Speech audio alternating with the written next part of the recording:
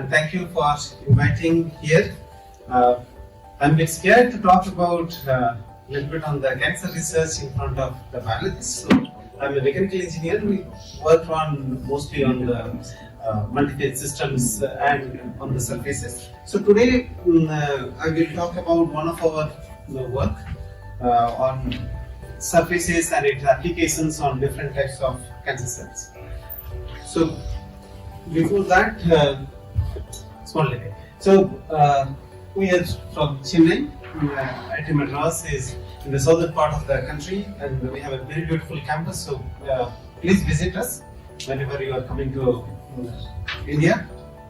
So I worked on in general surface engineering, which has applications in creating surfaces of different structures, starting from micro structures. We do weighting patterns and use it for droplet microfluidics, droplet manipulations, use it in paper microfluidics for diagnostics, for identifying different analytes, and use it for different systems, for example, detections of adulterants in milk and other liquid products. Also use it for different heat transfer applications. Being a mechanical engineer, we work on different heat transfer problems like condensation, frosting, boiling, evaporescence, and so on. We use it for different devices like development of heat pipes, vapor chamber, thermocyclones, and also as a group we worked on several fundamental problems of particle interacting with liquids, liquid systems, and so on. Personally, I'm also interested in modeling of systems, for example, identifying the circuit dynamics of, let's say, active systems. It can be mixing and segregations of particles. It can be the spray-to-spray dynamics. Also, the crowd controls. We do crowd control modeling, and also did some experiments on human crowds and trying to understand how human behaves in a crowding situations. We do microswimmers modeling, as well as I collaborate with our colleagues there to understand how bacteria behaves on systems, and then try to simulate and mimic the situations. But today we will talk about the biological systems, where we mainly worked on 3D cell cultures like spheroids and organoids, which most of you are talking about, and also how we can do drug delivery on single cell level and also do cell patterning. So this is the overview of the talk. I will not talk about all of these in detail.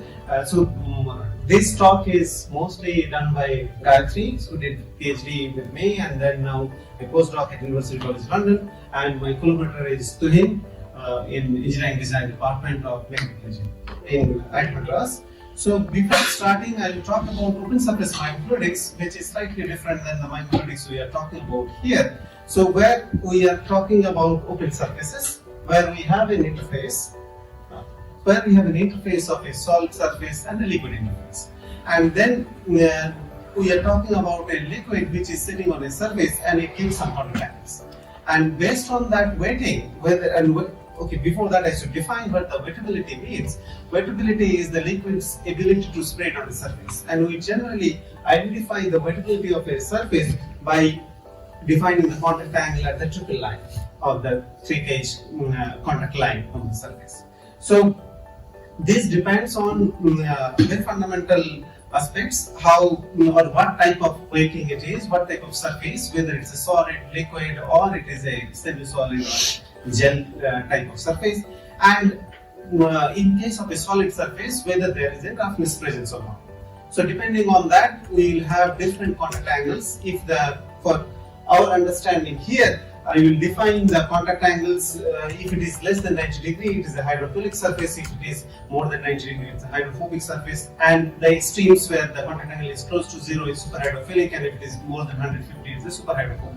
So based on that, we define the different surfaces, and that changes the behavior of the liquid as well as the cells. So we'll talk about that. So this is the Young-Laplace equations, which tells us, and as I said, the roughness are important, and based on that we can see different types of surface structures. Based on the roughness scales, we can see different contact angles. Say one thumb rule is, if your surface is hydrophilic, you make it rough, it will become superhydrophilic. If its surface inherently hydrophobic, make it rough, it will become super hydrophobic, and so on. But why these open surface microfluidics are important? Where in this open surface microfluidics, we don't create actually channels. What we create is the contrast of the angles. So there is no physical boundary, it's all the energy barriers. So we will have open surfaces, there are only energy barriers. I will show you a few examples of flows, and that will dictate the flow. Because if it is a super hydrophobic liquid, will not go there. It will remain within the hydrophilic or super hydrophilic areas. So you just create the energy barriers within the surface. And this has applications in several fields. As I was saying you in the beginning of this, my presentations, it has applications in energy, heat transfer, physics, chemistry, space science, biomedical, and environmental science, and so on. So we can use it for point of care testing, biosensing, disease diagnostics, and so on. So as I was telling, you can create surfaces where there is energy barriers, and these you can create in two different ways. One is either you can do surface modifications through chemically by changing the surface energies, or physically by changing the roughness. So you create, as I was telling earlier, you create the difference in the roughness scales, so that you will have one side hydrophobic, other side super hydrophobic, one side hydrophilic, other side super hydrophilic. We can create on any material. It depends on your applications. It can be it can be on paper to a metal. On any material we can create depending on the applications, and then we can do weighting patterns. When we are talking about the weighting patterns, it means locally selective modifications of the surfaces. So we have a recent review which talks about these processes and different applications and so on. So with this background, I will talk about how to use these pattern techniques on cancer cells, or how we can do patterning on the cells. So using these patterns of the energies, we can definitely create structures, and we can isolate liquid drops. So similarly, we can also do cells. So before that, so in traditional cell cultures, we do culture cells on petri dishes. So these are bulk populations of cells. But imagine if we can do cell patterns isolated, like we can do even in the single cell level, if we can isolate the cells and we can use it for drug screening or other applications. So we will have a large amount of data. So that's why single cell patterns are important, and we can use it by isolating the cells.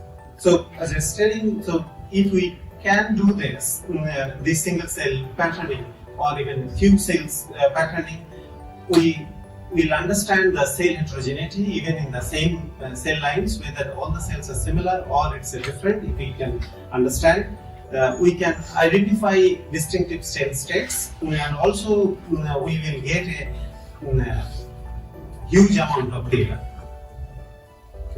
So the classical approach of doing this cell patterning are either you can use a physical model like stem cell, even microrobots, traps, or even droplet encapsulations, or in a physiochemical methods like photolithography, microcontact printing, scanning probe lithography, and so on. So what we have tried is in the microcontact printing, where it's something similar to a rubber stamp.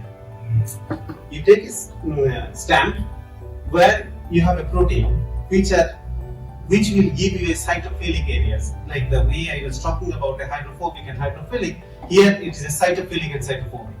So you create cytophilic proteins which will adhere the cells, and the back side you fill it with some kind of a cytophobic material, say for example fluoride.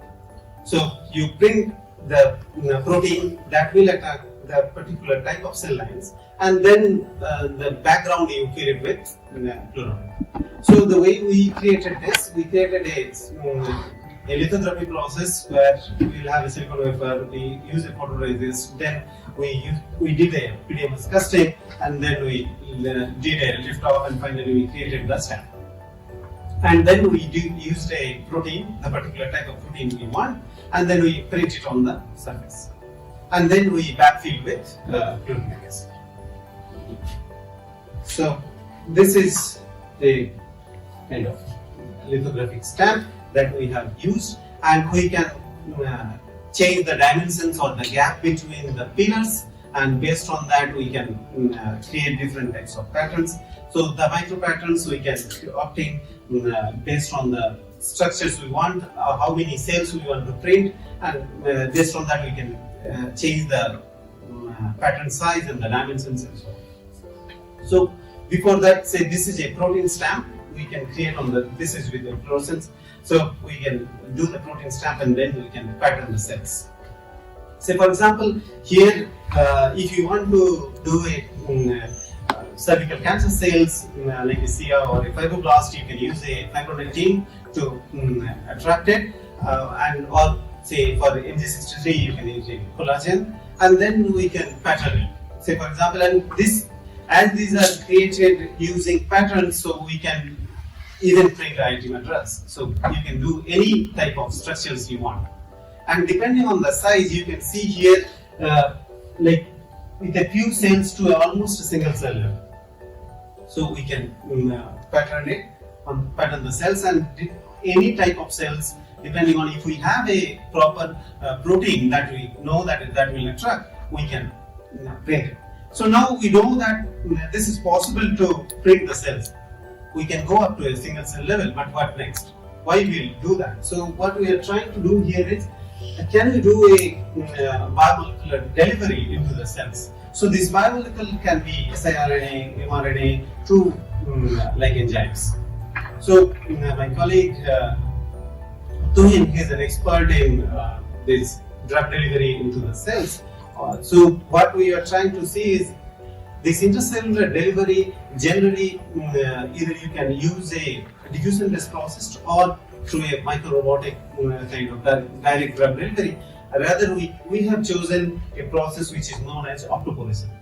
So optoporation is a process where you can create a cavitating bubble by shining a laser into the cells, and that will create a small hole, and you can deliver the drug or whatever biomolecules you want to deliver into the cell lines. So these are very selective, and you can control it based on the lasers. So for that we have created a titanium microdisc device.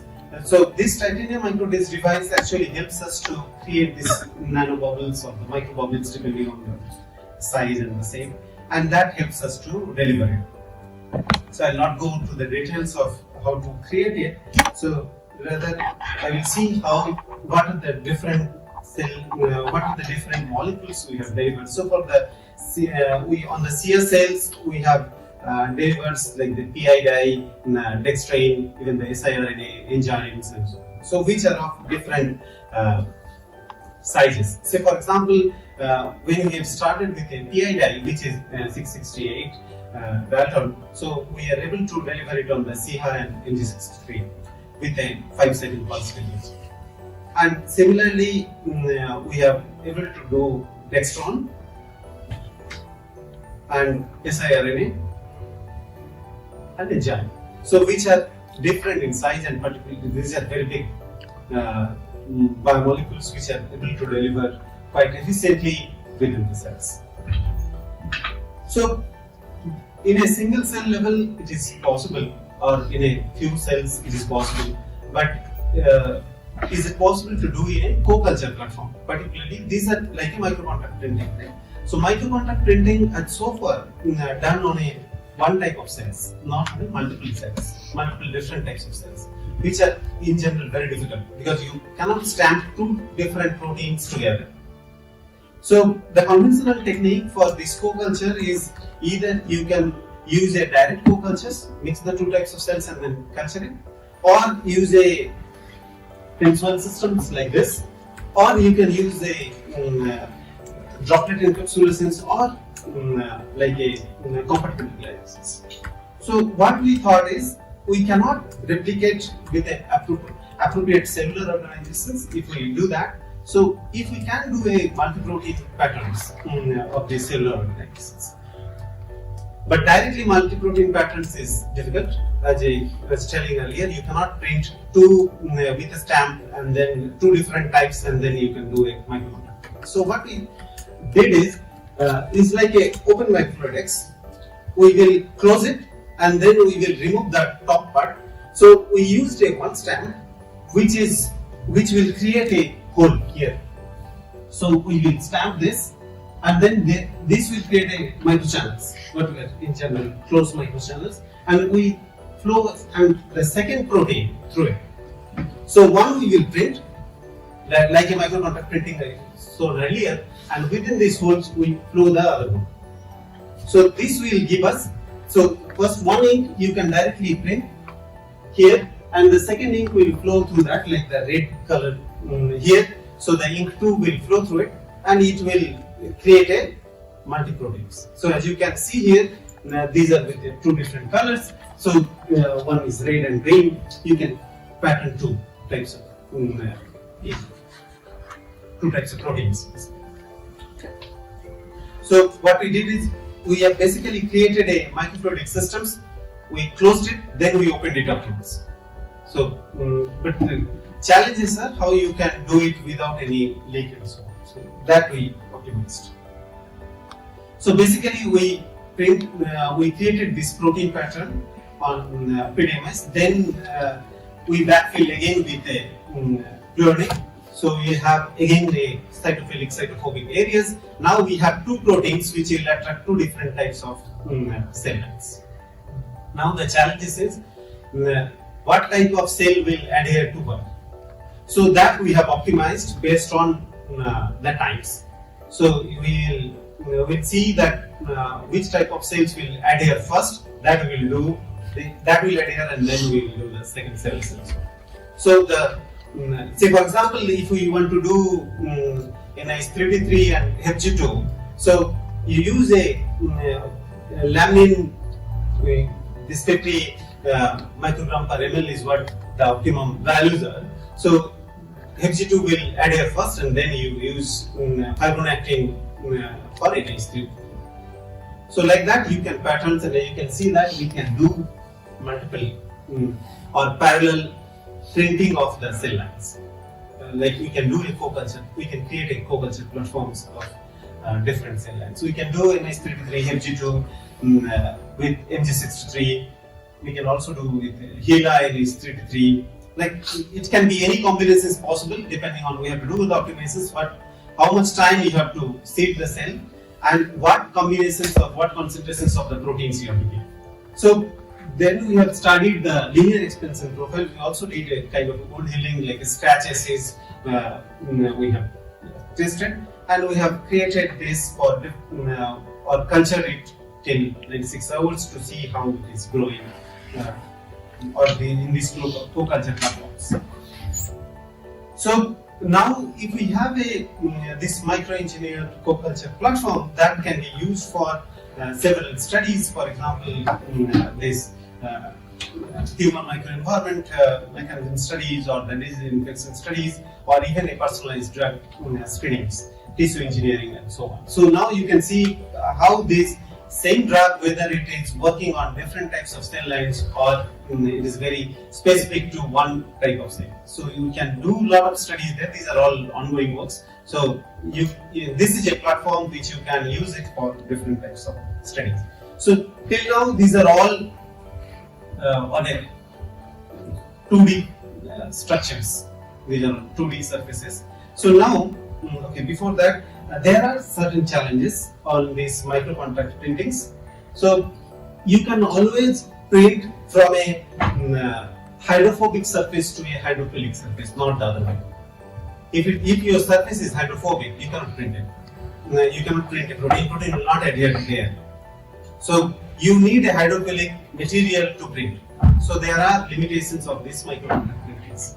So for example, this is a very nice work where you can see that where the contact angle is 0 degree, it will print very efficiently, but if it is like more than 90 degree in the hydrophobic surfaces, the printing efficiencies are very poor. So the main challenge is single ink per stamp. You cannot use multiple ink unless you use the flow type of systems I was telling earlier. And this protein transfer proceeds with a low energy surfaces like the hydrophobic surfaces to always a high energy surface like a hydrophilic or super hydrophilic type of surface. So we have to pre-treat the surface, only then you can do this efficient transfer of the proteins, otherwise it will not move. And there are high prone to errors like the manual errors. So for example, as if you use full manual system, then there is a chance of skidding. As you can see, it's not print exactly the place you want. It will skid a little bit, like our rubber stamp. If you don't press it properly, it will not print. So you need a system, you need a proper mechanisms to do that. So these are some challenges. It is not as simple as I was telling earlier, and there are durability issues because you are talking about proteins. So proteins are not durable as such. So now, I think I have some time. So now, yeah, I will go back, and now I will very quickly I will talk about 3D cell cultures because these are all 2D so far we talked about. Now, can we do culture on droplets? So that will give us a 3D environment. Say for 2D cell cultures, so far these are robust, these are simple, low cost, and so on. But there are certain limitations. So it is restricted to interactions between the cellular and extracellular environment. These are lack of tissue architectures. You don't have anything. These are all 2D planar and so on. And these are inability to represent the complex cellular heterogeneity. So we need a 3D cell cultures.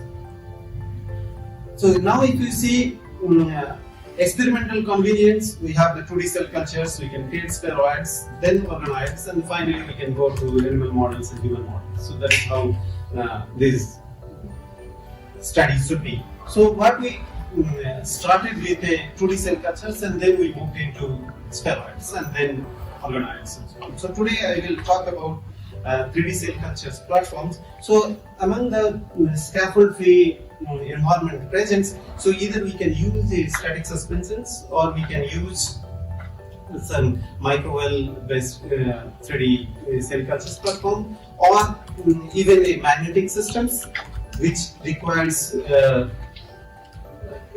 complicated setups. So what we thought of creating a simplified lab-based systems which are low cost and which uses a hanging drop. And you can use these different types of droplets. Either it can be hydrogels or it can be just the medium.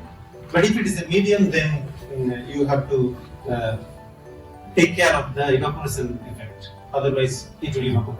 So you have to take care of that. So I will not go into the magnetic printing. These are already available, commercially available 3D cell cultures technologies like microfluidics. You can use it for cell cultures.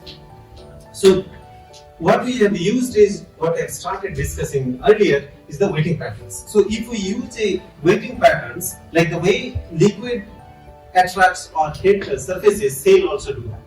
So if you can use a super hydrophobic surfaces, cell will not grow. So this is what I was talking about. Like liquid will not go into the super hydrophobic areas. It will remain confined within the hydrophilic state. So for example, there liquid is spreading, but this is only because of the energy barriers. There is no physical barriers. So this microfluidics, when we are talking about open surface microfluidics, you don't have any physical barriers. These are all energy barriers. So here, like the way we can pattern liquids, we can pattern cells. So what we did is we created a very simplified method. So this is a carbon, and that you create by just lit a candle. And you don't burn it properly. If you do it on, like if your burning is improper, then it will create a lot of soot. So that these soots are biocompatible because these are carbons. So what you have to handle is this should not come out from the surface. So to do that, you create for any material. Say for example, here we are using a glass slide. You can use other material, and then you give a PDMS layer on top of it. You can use some other polymers, and then don't cure it properly, hit the carbon soots, and then with that burning, with the temperature itself, it will cure.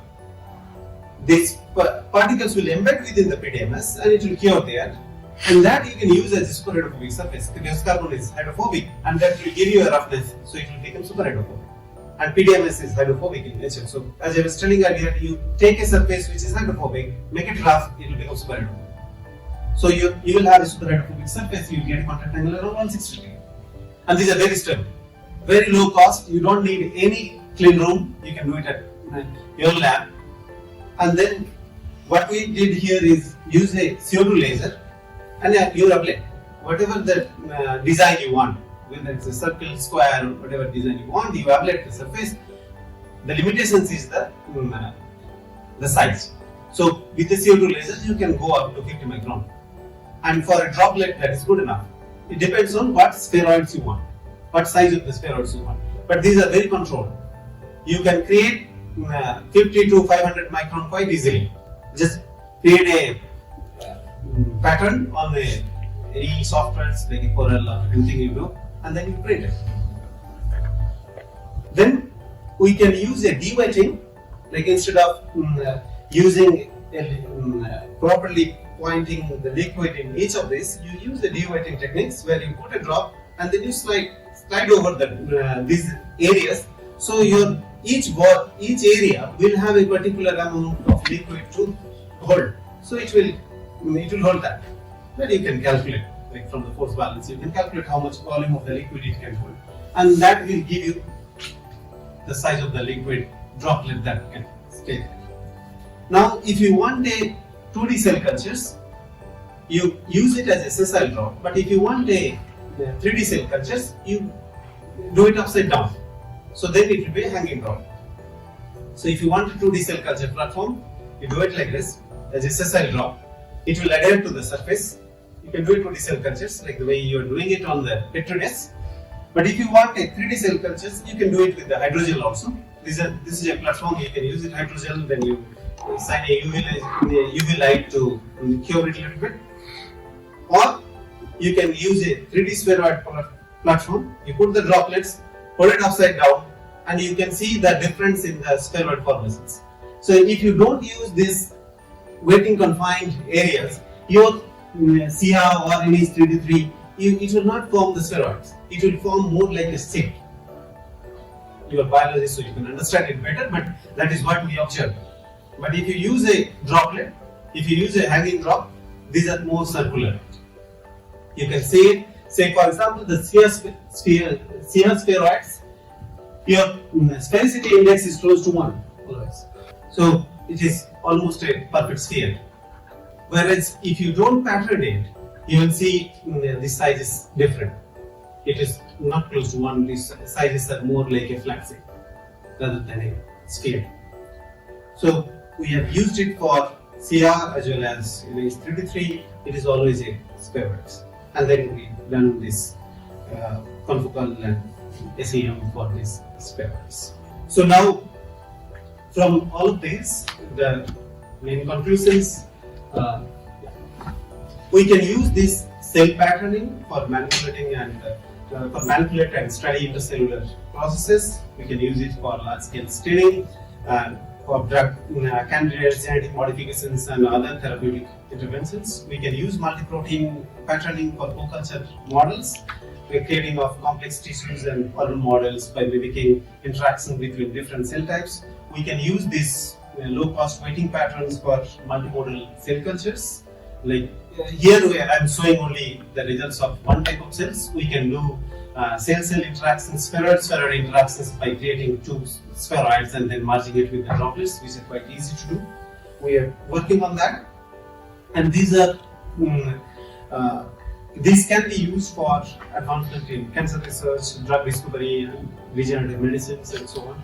So, but there are several roadblocks, particularly minimizing the expert interventions and ease of use is the grassroots level and the users. And there are many of these are all in the academic laboratories. These are not coming out as a technology and should be validated and emerge as a commercially viable product. I think only few of these are coming into the market and others can use it. So there are several roadblocks which we have to overcome. Only then we will be able to use it for actual drug screening and drug applications, regenerative medicines, and so on. And for that, we need definitely an interdisciplinary team like this type of workshops are important, where people from different backgrounds can come together and work together for this type of research. So I want to acknowledge my collaborators, my students, my funding agencies, and with that, thank you. Long live India and France friendship.